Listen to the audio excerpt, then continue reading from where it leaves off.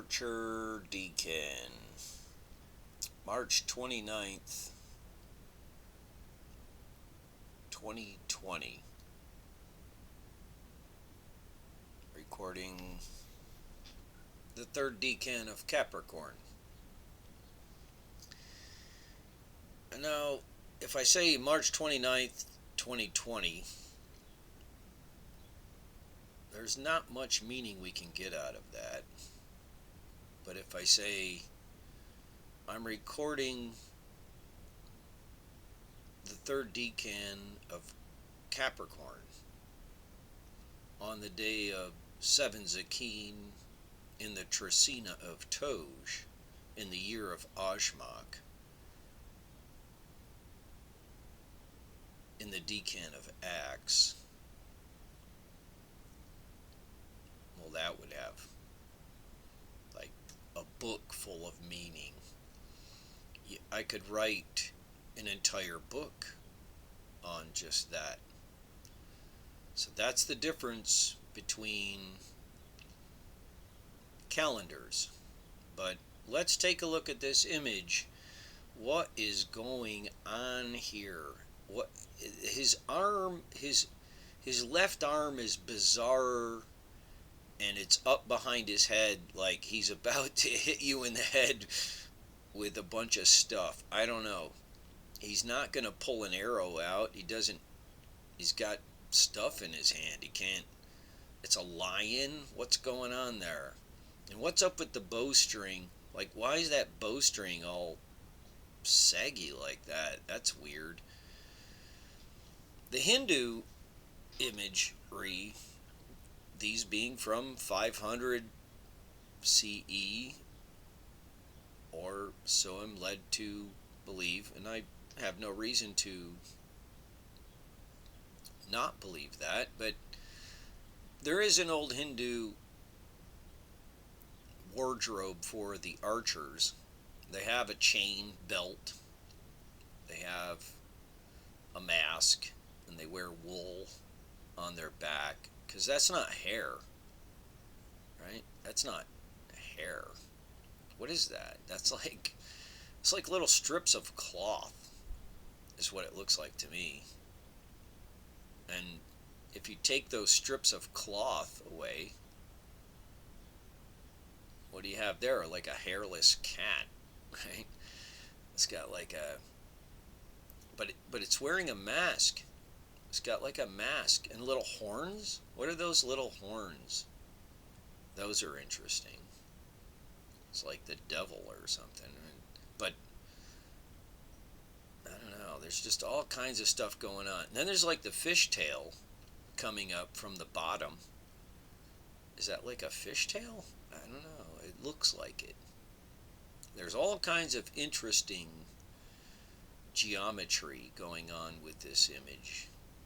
But I think probably the most interesting is the little balls on his chin. I think there's actually a video that's hilarious of the guy who played Wolverine in the movies. Can't remember his name right now, but he played Wolverine in the movies, and Hugh Jackman, that's his name. Hugh Jackman with balls on his chin in a restaurant. It's absolutely hilarious. I'll put that in the descriptor if I can find it. But if I can't, you can. Anybody who's watching this stuff by now, if you're watching this stuff, you're not stupid. So, but this is third decan Capricorn. It's got a whole lot of stuff going on. I'm inspired to do it today. I want to tell you about how I do these things. After the last 3 or 4, I did 3 videos so far I've published. I decided I actually play a game of spin the bottle on the calendar, and then I just do whichever one it points to. So this one it pointed to So I started it. Takes me about 4 or 5 days to put it together. I grab is I always grab the examples that I knew about first, and then I in the process of putting them together, I find other ones, and then I might do a little exploring at the end, and I do them in one take. So as I'm talking, I'm doing this in one take. I'm not gonna back up. I don't care. Not. This is real. I'm not. I don't have I don't belong to any group. I'm just doing this stuff I learned. So it's Capricorn. Thing we have to know about Capricorn is we need to know what's going on. So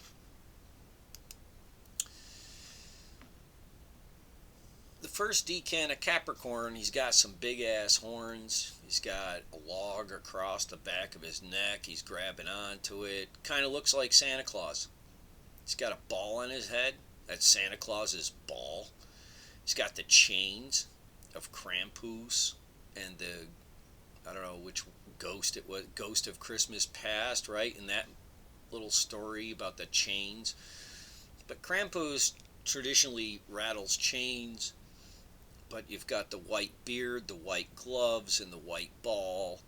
This is Santa Claus personified in time. It's been around for a long time. This is part of it. It's forever, actually, because what you're looking at with these images are the intuited human interpretations of the energies of the time. So technically, you would say, if you were a Christian, you would look at December 21st and say, wow, that guy is bound to this piece of wood. That's interesting. It's a tree or a log or a branch or something.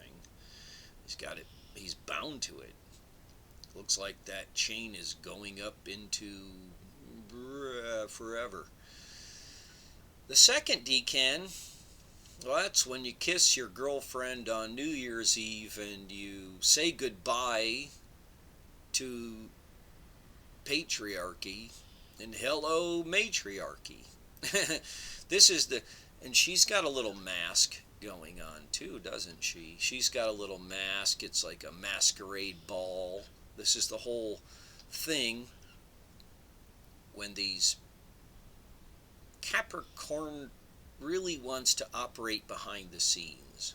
They don't want to come out. So, I don't know. I'm here in the decan of Axe, and I'm telling you, I'm going to cut down the curtain of what's really going on here. We're going to see some stuff. I hope you can absorb it. It takes a lot of work. It's really just an understanding that time changes as we go, and there's noticeable changes every 10 days. It's not, they're grouped into these sun signs of 30 days because it's, okay, you can do that, but they're not really. The 10-day time periods are what everybody should be paying attention to, because then you'd know exactly where we are. But there it is. The second decan of Capricorn is a woman, so she has men on either side of her. And I don't know, I always look at that as like protection, but this is the one who runs everything. And we'll get into Lotus decan, and I think anybody who's interested in this will find that Lotus is a very important decan. But the third decan of Capricorn is also extremely important, because we really need to pay attention to what is the product of all this. It's going into the end of January, the third part of it, and he's got a mask. mask develops. Santa Claus really is this personality that doesn't want to reveal itself, does it? It wants to sneak in the middle of the night and give you presents. And then his twin, Krampus, wants to throw the bad children into the river, which isn't, that doesn't sound like justice, but okay, these are myths. There's all kinds of stuff going on. But those are the three decans of Capricorn from the Hindu 500 CE. What I was taught were the decans of Parashara. So let's see what Hakusei has. Hakusei, from the 36 views of Mount Fuji, this is the correlate to first decan Capricorn. He's got two guys. Well, it looks like a parade of people with one guy walking the other way. So there goes the old, and here comes the new. But these two guys are, one guy's rubbing his head with a cloth. That's always a sign of, hey, I've come a long way. It's time for a rest. Got my shirt off. I'm sweating over here. And then there's this package they're carrying. Not sure what's in that. Looks like the hat has a person in it, but I'm not sure. There looks like more stuff in that thing they're carrying than a person. The other guy's bending down, tying his shoe. That's something else that you don't find at the beginning of a journey. You don't bend down to tie your shoe until you've walked enough to untie it. There's another guy. He's looking to the mountain. He's looking at the mountain. So the third guy's looking at the mountain. The fourth person's on a horse. What's the horse doing? The horse has a pretty unique stance. I mean, Hakusei wasn't an idiot. He knew the different positions a horse takes. It's a bow. That's a bow from a horse. He's bowing. He's tired, maybe. I don't know. His tail is flapping in the breeze. He's got pretty decent load on his back, a person and a bunch of packs. So this is a heavy load coming into and heading to the mountain with a very profound placement of trees. Now, in the I Ching, it also talks about the scarlet knee covers, the scarlet coverings, and the metal carriage adorned with metal, right? The carriage in the I Ching, the metal carriage adorned with metal, and the I don't know, the whole I Ching correlate to this really personifies the entire mythology of Santa Claus, and it also mentions a tree. But here we have these very strategically placed, symmetrically balanced trees that tower over the mountain, Mount Fuji, and people with a heavy load. That's the first decan of Capricorn. The second decan of Capricorn has land, air, and sea. This is the entire world. Again, the horse on the beach has that same pose, which I find to be interesting, which is the obeisance. It takes a long time to train a horse to do that. They don't just do that naturally. You have to train them to do that. So it takes a lot of work, dedication, attention, and a focus on control. Yeah, I want this horse to do that. I know it doesn't do it naturally, but this is what I want it to do. So that's how you get a horse to do that. And he's got the stick on the ground. If you notice, he's got a stick on the ground. He's not holding the reins. He's training the horse. And then this other guy is heading towards the mountain. Or I shouldn't say guy, I should say person, people in a boat loaded, and everything's loaded up. Everything looks pretty healthy. These are good times. These are healthy times. These are the accumulation of everything all the time, everywhere, and the control. And the mountain is black and white. Very interesting. Hokuse knew his colors. And he's got the mountain. At the bottom it's black, and at the top it's white. Pretty simple. And then this is the decan we're going to do today. This is the third decan of Archer. There's guys up on the roof. They're climbing to the top of the roof. They're sculpting the top. They're not working on the foundation. They're sculpting the top. And they're helping other people to come up there and help them sculpt the top. This is what they're doing. Look, I want you to get up here and help me. We're going to sculpt the top. This is a lot of work. This is the pinnacle. This is the finish. We're going to put the cherry on top. We're going to overlook everything. And the other two images of the ladder, the flying apparatus, kite. I would call it a kite because that's the way it's drawn. Hokuse may have been just a bit before airplanes, but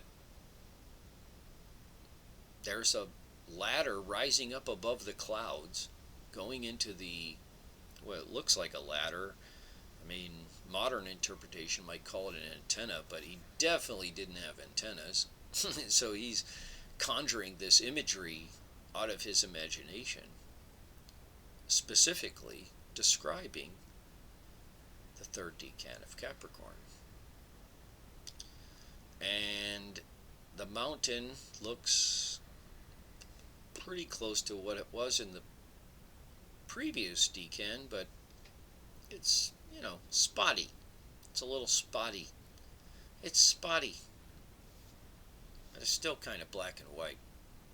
And the ornate nature of the house is, they want to make it good, but really, if you're going to be up there sculpting the top, you have to be good, right? You don't hire somebody to do the finish that's not good at their work. You want decorative and complex things with knowledge when you're dealing with the top of your house. And your house can have a lot of meanings. It's your body is your house, your family is your house, your community is your house, your country is your house, and the world is a house, and your spirit is a house. So I've had a few people look at this image and they suggested that this one guy right there at the top, they said, I think that's spirit up there. That's not a dude, that's a spirit, because the bottom part of his body is not visible between the obvious separation in the ornate fixture and the peak. And I said, well, yeah, maybe. I mean, I don't know. We'll see. We'll see. We'll look at the human examples and then we'll see. Okay, so the first human example, again, I'm just telling you, I do this on a one take, and sometimes the slides surprise me a little bit because I forget which ones, but this is definitely the slide I put in the front. This is the primary example. This is the avatar. This Decan is not going to take as many examples because it's just not. You don't need a ton of examples all the time. Martin Luther King is an icon in American history for about 8 zillion reasons. And he had a dream, and that's the thing that stuck. So we look at things that stick. What stuck? If I say to somebody, I have a dream, who would you relate that to? They would relate it to Martin Luther King. There's no question about it. So if you have a dream, I have a dream, not I had a dream. It's I have a dream. If you say that to somebody, you ask them, who does that relate to most in American history? I think they would say it relates to Martin Luther King. And he led 1 million people into Washington, the Million Man March. He woke up the entire world, actually. It wasn't just the United States. He woke up the entire world. And he gave him a voice. He was, people looked up to him. He was doing it, and he was doing it with a certain poetic vociferousness. I don't know if that's a word, but he did it but he still did it. It doesn't matter if it's a word. He did it. He did it with a certain bit of poetic vociferousness. He led the people. He was speaking. Here he is with Muhammad Ali. Very interesting, as we'll see in a moment. Martin Luther King was born on January 15th. Archer Decan, he was an object of the FBI's COINTELPRO from 63 on. They were looking at him because he's a communist. That was not what they were looking at.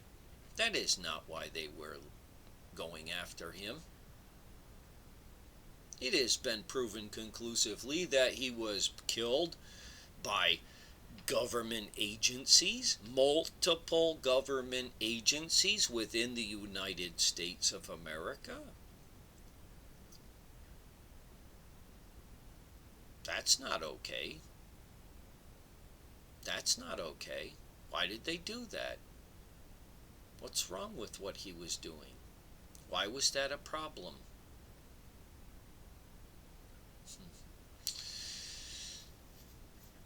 This is, it's kind of bizarre to be talking about this in 2020. But let's continue looking at the examples. But don't ever forget this guy, MLK. Because there's a lot more to this. When I'm showing you time, there's going to be other things. So here's the 3 greatest boxers in American history, arguably. Although Roy Jones Jr. was also born in Archer Decan. I'm not mentioning him here, but I got to give him a shout out because he did get Fighter of the Decade. Boxer of the Decade. I think it was in the 90s or the first part of 2000. I think it was in the 90s. Roy Jones Jr. was also born in this time. But Muhammad Ali, Joe Frazier, and George Foreman, I mean, come on. There's the 3. This is... There's nothing to astrology. So this is the first example I would ever present to anybody if they were to say to me there's nothing to astrology, because not only could I do it with their decans, this is just a decan, I can break this down into their days and their numbers in a much more complex system as well, that would jump out in contrast to any examples that anybody could provide of anybody that's ever had their birthday recorded. So I'm just telling you that to have these three guys in this decan, I don't want to get into what a profound example it is for the validity of this study. What's more important is that these guys wanted to play King on the Mountain, and if you're going to play King on the Mountain, these guys are all going to win. Like, you can even put them against each other, and they're all going to win at one time or another. So it's important to pay attention to, because you're talking about humanity here. Humanity has this propensity to compete for goods and services and accolades, fame, fortune, etc., etc. But these guys, you know, they all fought each other, they all beat each other. Muhammad Ali's daughter fought Joe Frazier's daughter after all this was over, after they were both undefeated. I mean, are you kidding me? You can go to the UFC, and they even fought in the UFC, like, okay, let's take the gloves off, and our daughters will fight. Like, this energy of fighting all the time doesn't, it's like it perpetuates certain characters, right? It perpetuates this conflict between certain characters. And so these guys kept going and going and going. This doesn't mean that we should all do this. This actually is natural for these guys. It's not natural for the rest of us. It's okay for us to want to watch these guys do it. It's not okay for the rest of us to do it. That's all I'm saying. So, Muhammad Ali's daughter fought Joe Frazier's daughter in UFC, and it was brutal to watch, frankly. I'm a fight fan. I was a fighter. I wasn't ever a boxer. I was a wrestler. But I'm telling you, that competitive spirit is in me. But that was brutal to watch these guys' daughters going at it, and all the people cheering them on because of their fathers. So this is a problem.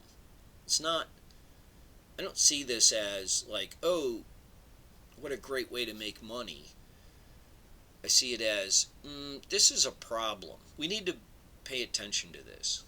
Okay? That's how I see it. Now let's go to the next examples. Maybe you think this isn't such a problem.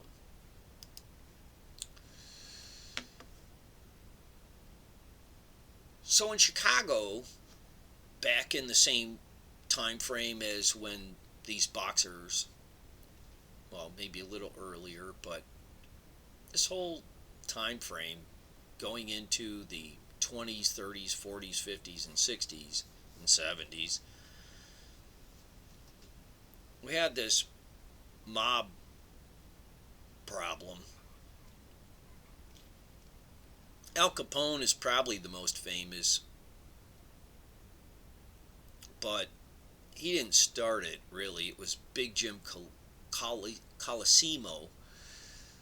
Johnny Torrio kills Big Jim with Al Capone. They kill him to take over, right? And then they take over the Chicago outfit. And these guys are the guys that form this entire genre of driving around in, these old cars with Tommy guns sticking out the window, blasting guys on the sidewalk, eating spaghetti. it's not a good scene. But, and I understand that when the Italian families were moving here, and don't forget that during this time, Italian immigration into this country was even huger than the Mexican immigration is now. That's what people need to remember.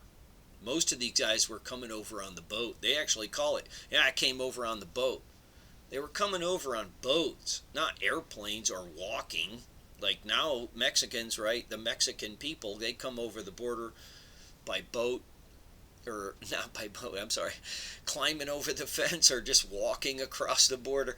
These guys were coming over by boat. It was a huge commitment. They were getting out of Italy for a reason. They were coming over here to establish new territory, but they were also just people living their culture. I don't want to judge them as horrible because, like I say, a lot of people viewed Al Capone as Robin Hood. He was helping people. He was solving problems. I mean, there actually is something to this that's not horrible. It's only when it gets into the inter-boss fights when it really gets nasty. Underneath that, if you were being protected by these guys, sometimes they protected you from the corrupt police. So there's actually an element of this that I don't want to judge as crime boss, okay? These guys were desperate in the face of incredible change. They were going through a cultural transition. And I'm just saying, yeah, there was some ruthlessness going on. But even as Ali, Frazier, and Foreman sat down and talked to each other, so did these guys. And so did all the politicians of the time. Even though they would ruthlessly beat each other up in the media, it's the same in humanity, no matter where you go. But this was the Italian culture when it came in. And oh man, this isn't the end of it. I mean, the number of guys born in Archer Decan,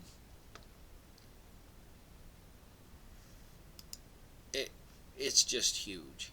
I mean, here's Joe the Boss, Charles Benaggio, Joe Bananas. I mean, these guys are not small guys. These guys were bosses.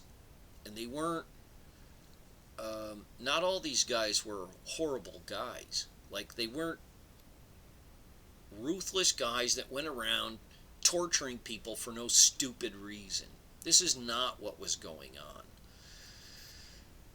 I mean, they might have had guys they employed that might have done that, but how do you look at Joe Bonanno? From 31 to 37 years, this guy was a boss. I don't see the face of evil here. What I see is the face of the Italian culture coming to America and having difficulty transitioning or integrating their wisdom into the existing English issues, because the English, frankly, were the predominant political power. So you had England and Italians and French, and not so much French, mostly English and Italian. Let's face it, during this time, it's not, I mean, Martin Luther King was barely, he didn't even survive. They killed him. So this is it's just, it keeps going on and on. But there you have it. These guys were New York, Chicago, Kansas City. I mean, all these major cities had these crime bosses, and a lot of them were born in Archer Decan. It's a trip, but there it is. Here's some more. I mean, it's not over. Like, I could do this. I was amazed when you get into this and you start looking at this. You're like, oh, whoa, whoa. These guys want to be on top. It's like Ali Frazier Foreman, but converted into finance, neighborhood territories, and businesses like liquor and gambling or prostitution or whatever it is. And those things aren't going away no matter who's in charge, by the way. So, but also protection of families. And there's actually a video of Ali Frazier Foreman sitting in the same interview on the stage, having fun together, reminiscing about the old times. They didn't hold a grudge. And a lot of these guys did not do that either. So I'm just saying it's spotty. It's like the mountain of Mount Fuji in the drawing from Hakuse. He's very correct. There is black and white, but it's spotty. It's spotty, isn't it? It's kind of spotty. But here you have, some of the Jewish mob. Then you have Enoch Johnson, who was the sheriff of New Jersey, who was arranging all the police forces. So this wasn't just these crime families.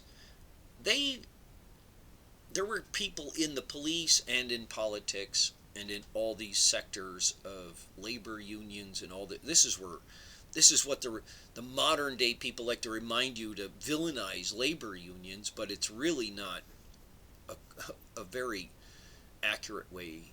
And labor unions should never be villainized, by the way. But this is what they want to use to villainize the labor unions. It's not a good angle to take, but they do it. It's like, okay, whatever. Hopefully there's a few cops, maybe some investigators watching this kind of stuff might understand what they're looking at. And then you have these progenitors of multiple generations coming out in this Decan. January 4th is Patrick Joseph Kennedy. He was the party boss. I mean, so was the mob boss from Kansas City. He was fighting for the Democratic Party, and this guy's the Democrat. There were Democrats that were happy to have those guys' vote. It's a mixed bag. It's really about stepping over the line of ethical behavior. And so where we saw that come to fruition with Archer Decan is with the children and grandchildren. Not that any of them were in Archer Decan. I'm saying it's just P.J. Kennedy was Archer Decan, and he had real estate holdings. I think he owned this great big huge building in Chicago, like the biggest building in the history of the United States or something. I don't know. It was like millions of square feet. So this guy, and he was into liquor, whiskey. So the fight over the whiskey and all this stuff, this is really where American politics is born. Not born in a church, I'll tell you that. I can tell you that for sure. Politics in this country, the churches are for the children. That's what that's for. Anyway, this guy, he's the grandfather of JFK, who also got killed.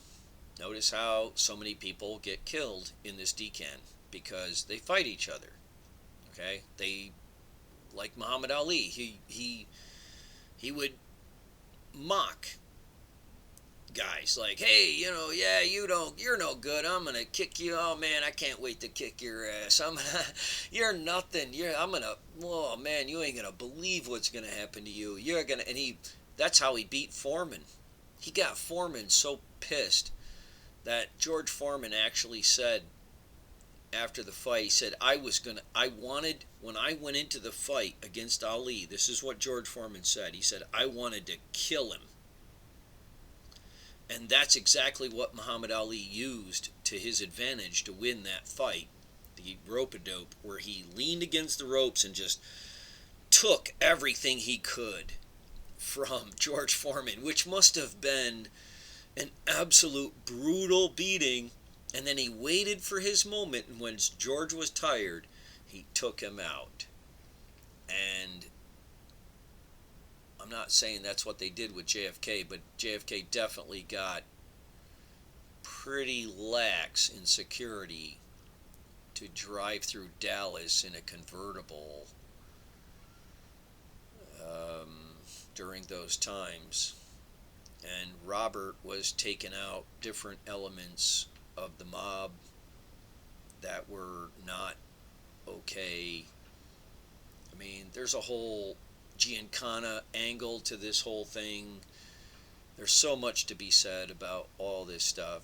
I'm just showing you that Archer Decan is a bunch of dudes all duking it out to see who's king on the mountain. They're playing the actual game. King on the Mountain came from this energy.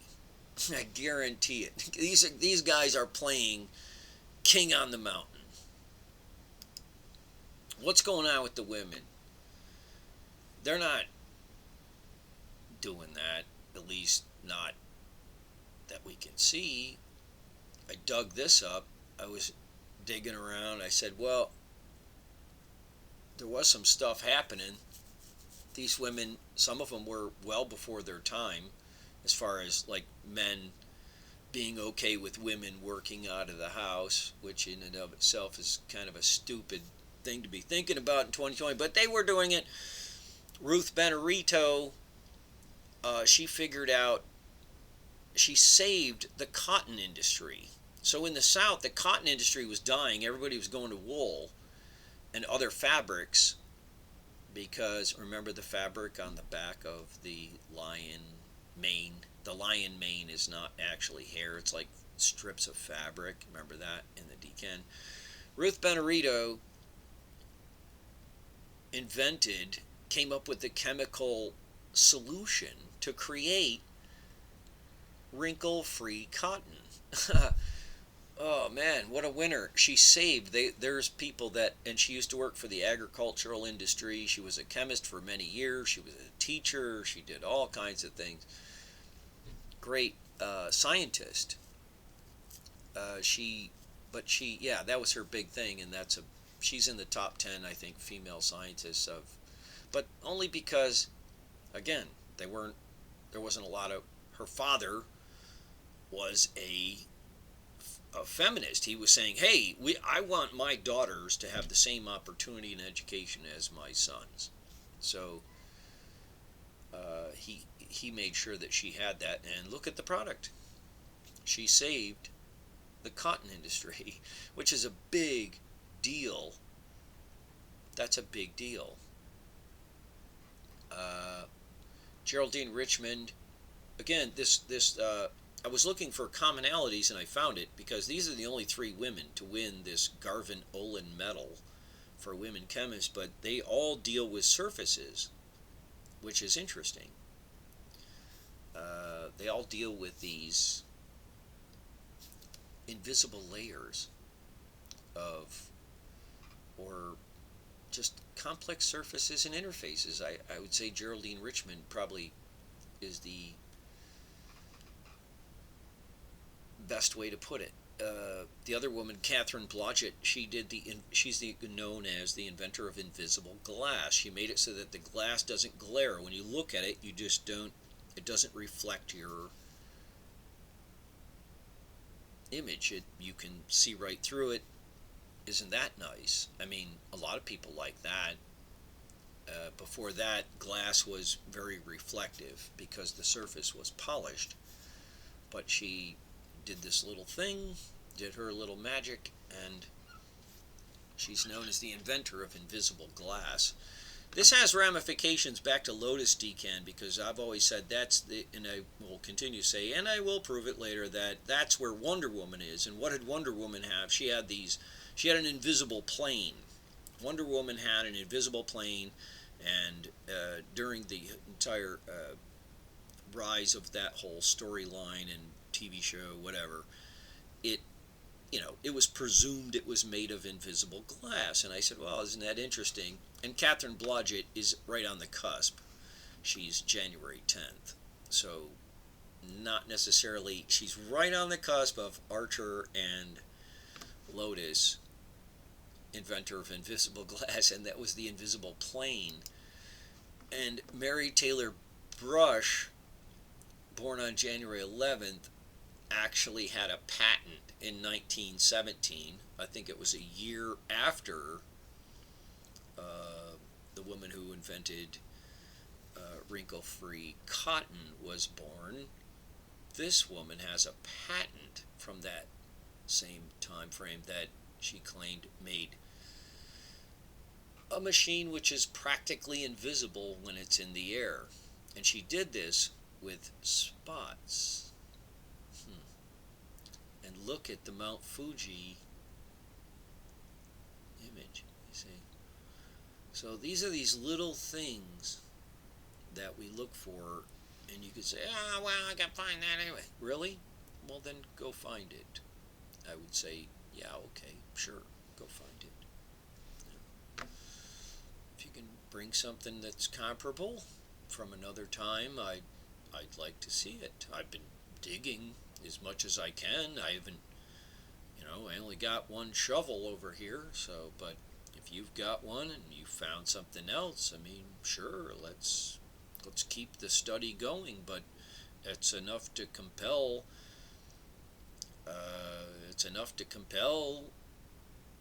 me to keep going. Into the Hollywood, one of the Hollywood 10, and here's the aspect of fighting for what's right, because not for nothing, some of those Italian bosses actually were fighting for. There was a little bit of racism against Italians for a while. People called them wops and dagos, and oh yeah, they had to protect their own. And Paul Jericho, this guy was during the McCarthy era. He was in Hollywood. He was one of the Hollywood 10 who were blacklisted. Oh, you can't make any movies. You're a communist. We're going to call you in. We're going to get you and all this. But he produced this movie, The Face Behind the Mask. There's the mask on the Decan. He produced the movie The White Tower. There's the guys helping each other up the tower. He produced the movie The Salt of the Earth, which is a protection of the working classes, which were the unions and the Martin Luther King and this whole 9 yards. This has a lot to do with fighting for racial equality, as well as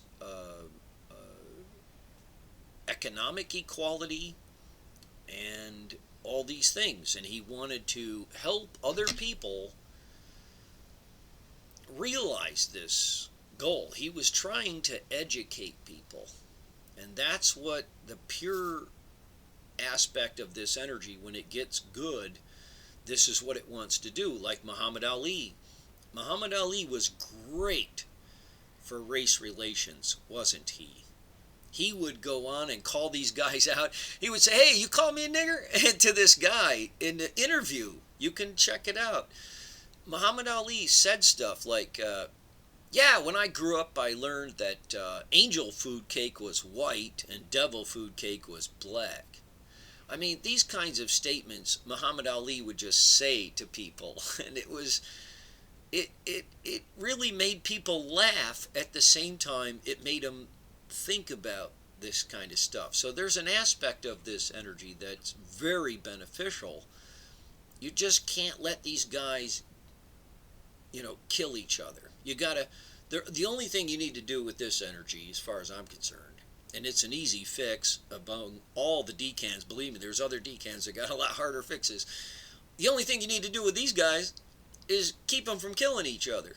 Like, no, you can't kill that guy. He's another archer. Oh, okay, all right, yeah, that's a law.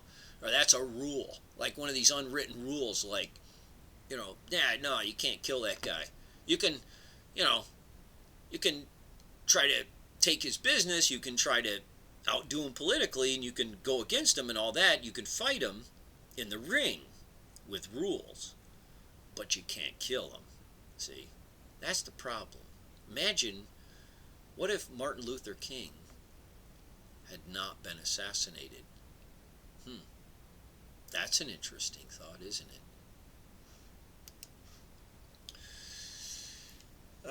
It's Kevin Costner. This is another Hollywood example, more modern. This is the only modern example I'm really using.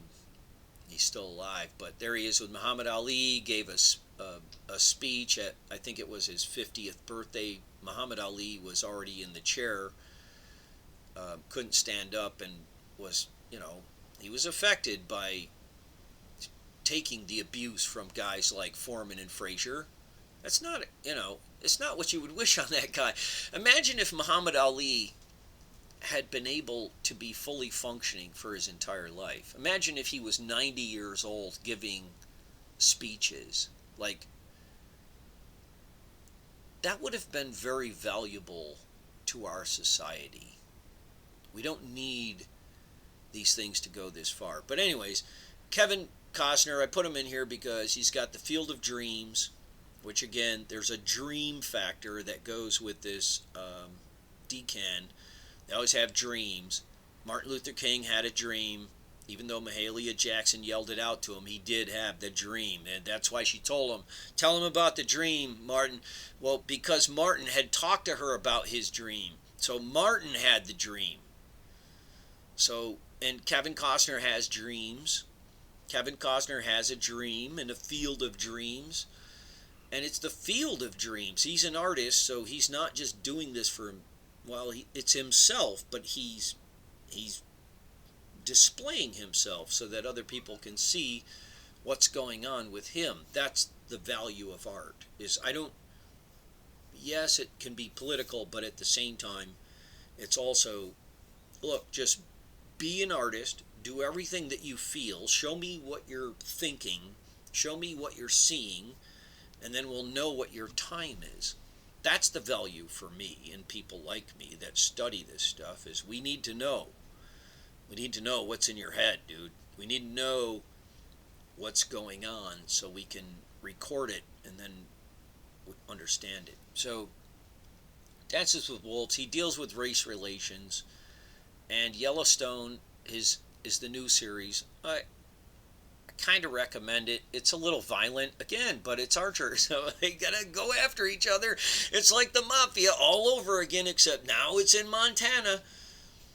And it's, you've got the indigenous Native Americans up there going against one branch of horrible political ranchers and another gang of landowners, and it's really just the mafia story of the 1930s all over again in modern day Montana or Wyoming or wherever Yellowstone is. Well, yeah, I think Yellowstone's in Montana, right? It's up there. It's in the corner of those guys. It's in the upper Midwest. But he was also Robin Hood. And his best role, by the way, was the postman. Because there was a lion spirit chasing him around in that movie. And he wasn't actually, even though the movie did come down to a one-on-one fight between him and this other guy, which is very interesting, right? How many fights are solved like this in the movies? Like, usually it's this whole army against this whole army. No, not in The Postman. In The Postman, he starts out, he's got this lion following him, and then later that lion actually provides him the pathway to escape his oppression. And then he comes back with an army of people that just want to deliver messages, because don't forget, this entire Decan is ruled by Mercury. The Postman is the best work of art that Kevin Costner did. I should have put an image of it up here, but I didn't. I want to make this quick. The Postman is his best work. It comes down to a one-on-one fight between him and the other guy. But let's get on to the important stuff, because that's enough mussing around. we're going to find out the power of Capricorn. The power of Capricorn goes all the way to the top of the world. This is not a joke. I got a lot of problems with these people. I grew up in America. My ancestors fought in the Revolution. They were, actually, there's still a house for my family. My great-grandfather, 8 times a spy for Washington. We were breaking away from monarchy. Okay? Breaking away from monarchy. Because monarchy had some problems. They always want to go with this heredity thing. They want to stick to it.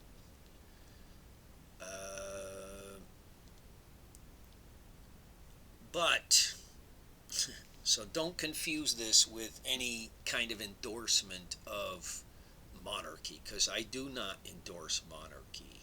I think it's disgusting. I think it's archaic and it's obsolete.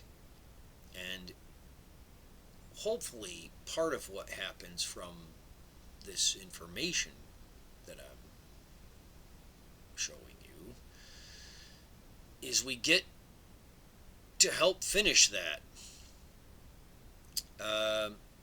So this guy, I looked at all the popes. I said, wow, this is interesting. All these Italian mob bosses born in Decan.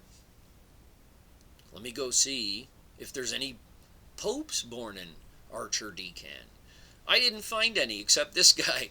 This is the only guy. And what did he do? He excommunicates the Virgin Queen for heresy. And now, and this is back in the 1500s, and he was only pope for 6 years? Come on. So who is this guy? Looks kind of nasty. I don't know what his deal was. I guarantee you it wasn't good. Why would he be over there doing that? What authority does this dude have to excommunicate a person from another country, much less a leader, right? It's very Ali Frazier kind of stuff.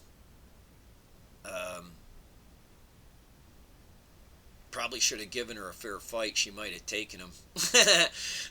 Queen Elizabeth might have taken this dude. Give her a weapon. Give her a bow and arrow. Right? Anyway, so this guy, by the way, Pius XII is the guy who understood what Virgin Decan was. So I expect that information was passed along. He didn't really manifest it into the holidays of the Gregorian calendar that we go by now until he was in. But he moved the Queen, the feast of the Queenship of Mary. Pius XII moved it to August 22nd, which is the first day of Virgin Decan in the pantheon of the decans. There's only one decan with Virgin in it, and he moved it to there. Elizabeth I was his Virgin Queen. I didn't check her day yet. I don't need to. She was known for that because she didn't get married, or they thought, everybody was told she was a virgin. Who knows? Doesn't matter. It's what's history now is, that's what is remembered. I mean, maybe it matters. There might be some stuff that happened that matters. I don't want to say that, but this is what I got now. This is all I got. What do we got to go with? The time doesn't change, so I can at least get to the bottom of some of these things.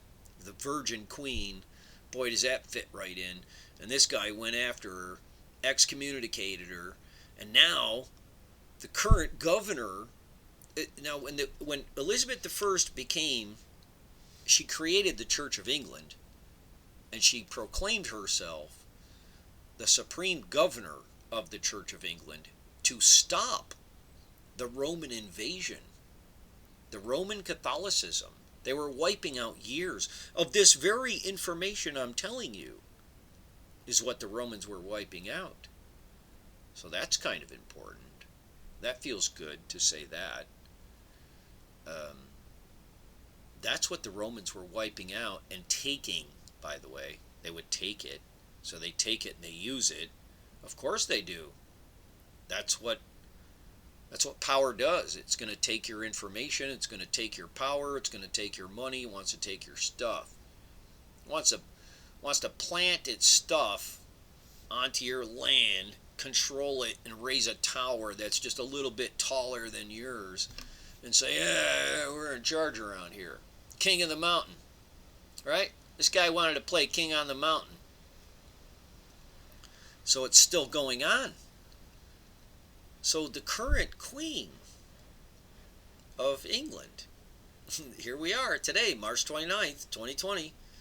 The current queen of England is Elizabeth II, right? She's the current supreme governor of the Church of England. Isn't that interesting? So Archer Decan can cause a fight that continues for generations. When does it stop? What do you want to do here? So that's where we kind of throw the gauntlet down with the Catholic theology and their whole thing, because we already know all their stuff is stuff they got from us. It's not, they didn't make any of this stuff up. They found it. Neither did Judaism. Judaism didn't make it up. They found it. And they acculturated it. They both do. We can prove it. We'll prove it right now. Let's do it. Let's prove it right now. Okay, so Hokusei is the man. Okay. So here's the other part of his drawing. There's 3 parts to it. Remember, there's this apparatus sticking up out of the clouds. Then there's the flying thing. And then there's the peak of the house, the manor house, the really nice ornate, and they're all working on. Well, Genesis chapter 28 is Archer Decan, and this is where there's a ladder to heaven.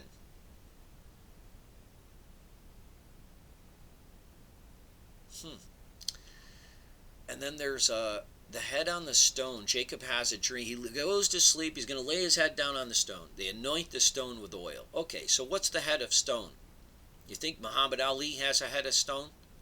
Do you think that's how he beat George Foreman? How come George Foreman never got knocked out? How come all 3 of those guys had gold medals in the Olympics? How come all 3 of those guys are the heavyweight champions of the world? How come Joe Frazier could just get punched in the face like 55 times by a guy that was just brutally strong and it wouldn't faze him? How come? Has anybody else ever tried that? Have you seen a bunch of other guys try that? Roy Jones Jr., have you seen him try it? Try it. Try getting punched in the face like 55 times by one of these absolutely brutally strong guys like George Foreman. You can walk up to George Foreman and punch him like 89 times in the face, 150 times in the body, and he'll just smile at you and then knock you out. And that's why it's a head on the stone. That's what the stone is. The Decan of Archer in the Egyptian calendar is symbolized by a stone, a rectangular stone with a rib cage sticking out of it, because the rib cage is also part of that. The rib cage is really strong. It didn't break. Well, actually, it's been a few guys got their ribs broken boxing, but I don't remember all the guys. But not George Foreman. You could pound George in the ribs all you want. You're not breaking his ribs. You can punch him in the body all you want. It's not going to matter. George Foreman pounded Muhammad Ali's body like crazy, and it didn't matter. It was just brutal. You can watch it. Then he's told to marry his cousin. It's an arranged marriage. So this is a mob type of mentality. Like, you're not going to go marry these women of Canaan. You're going to go marry, look, go see your uncle, and you're going to marry one of his daughters. Well, why would you do that? because you're keeping all the wealth in the family. You want to consolidate power. It's not about, oh, those people are evil.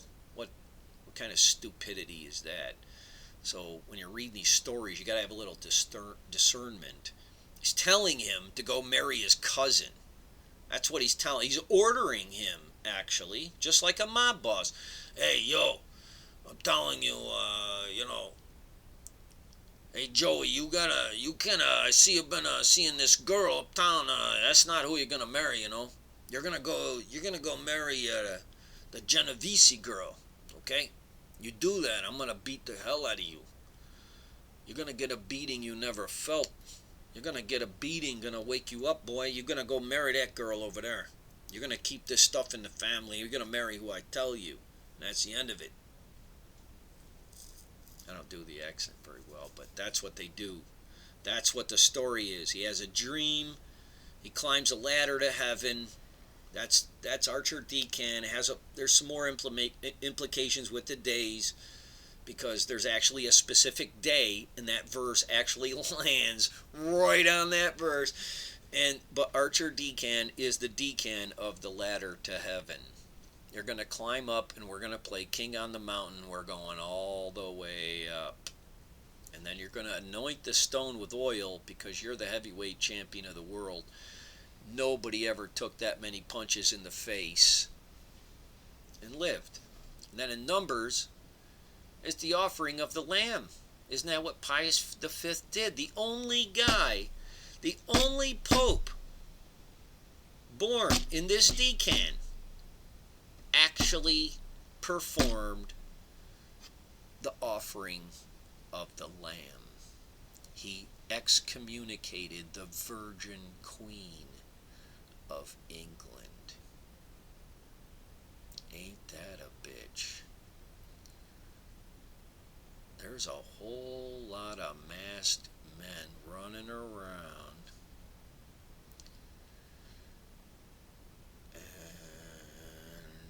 People might want to get a little bit of discernment, because I think we're all done with that.